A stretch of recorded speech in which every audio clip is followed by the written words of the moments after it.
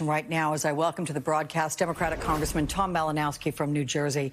Congressman, welcome, sir. I know that you are just back from a recent trip to Ukraine. You went with a bipartisan group of lawmakers. A couple of things here. While you were there, I'm presuming, the Ukrainian officials were publicly criticizing the White House, or at least in that vein. They didn't want the White House warning of this imminent attack from Russia. They were saying there wasn't any need for panic. And yet what Aaron was just reporting in this last hour, you have the Ukrainian foreign minister basically saying to Vladimir Putin, if you don't mean war, back off with the troop buildup. What's your takeaway from where things stand right now?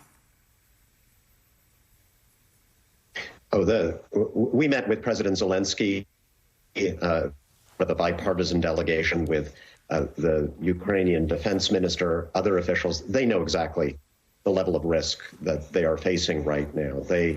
It's true, they don't want to let Putin win a cheap victory of tanking Ukraine's economy by panicking everyone without even having to move troops. But they understand that war is a very real possibility, and they are preparing.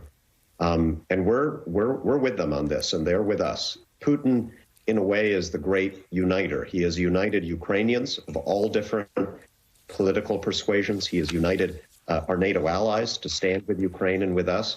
He's even united Democrats and Republicans in Congress. Most of us understand that the United States has to stand by Ukraine and against Russian aggression. Well, that certainly is a miscalculation then on Vladimir Putin's part. But let me ask you about the level to which the U.S. is standing with Ukraine. I know that we've increased the arms flow, but officials you have met with have reportedly requested more support from the U.S. How so? What are they asking for, and is it reasonable?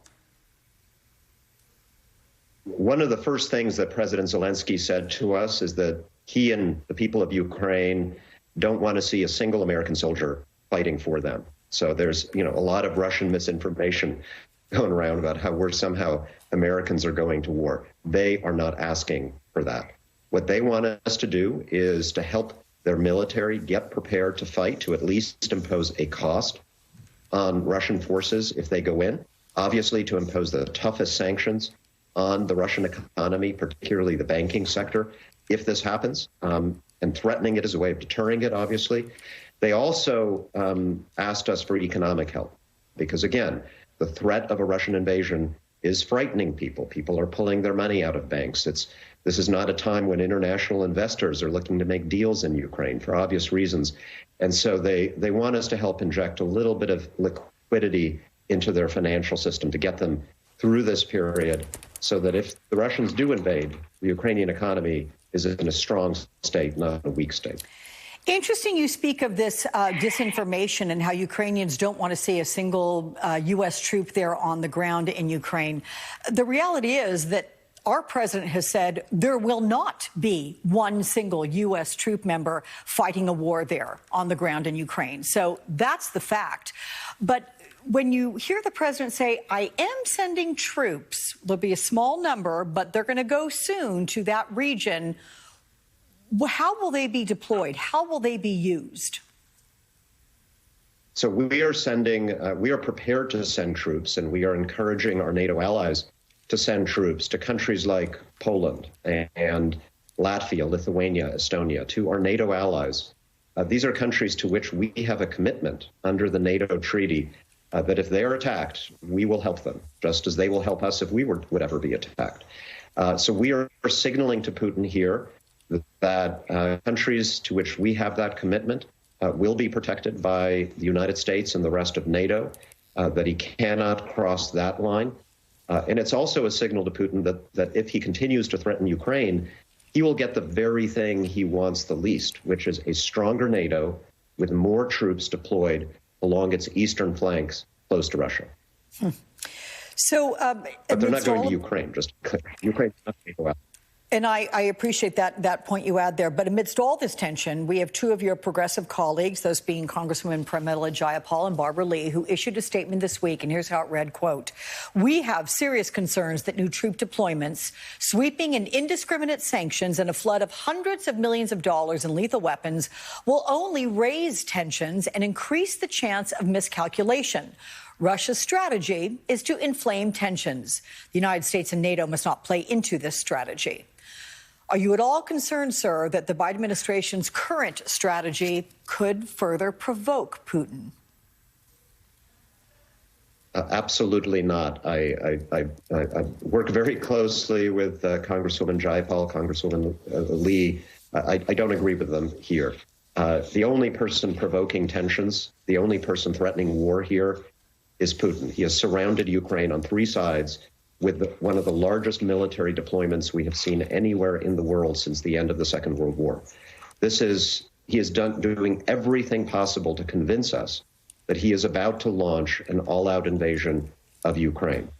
So the only choice we have is to either try to deter it by helping Ukraine or to invite it by not helping Ukraine. It is in our national interest. It has been since the end of the Second World War to try to prevent dictators from changing borders with tanks. That would be an absolute catastrophe, not just for Ukraine, but for the security of Europe and the transatlantic community that the United States has helped to keep for the last 70 years.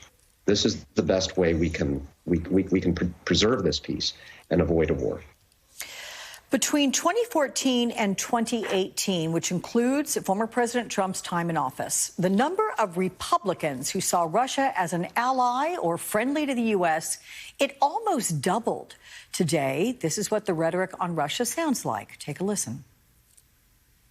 The government of someplace called Ukraine is demanding that we fight the Russian army on their behalf. The question is, we're the United States, so why are we obeying them?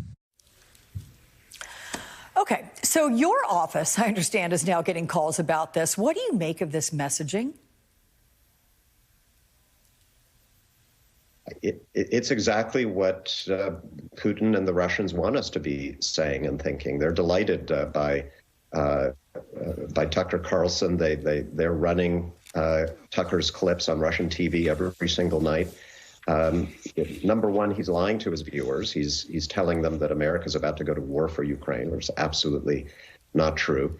Number one, he is inviting his millions of viewers to basically take Russia's position, to believe that somehow Russia is the victim in this, even though Russia is the country that has already invaded Ukraine, that has started a war that over the last several years has claimed more than 10,000 innocent lives, and is now threatening one of the biggest land invasions of another country that we've seen anywhere in the world since the Second World War.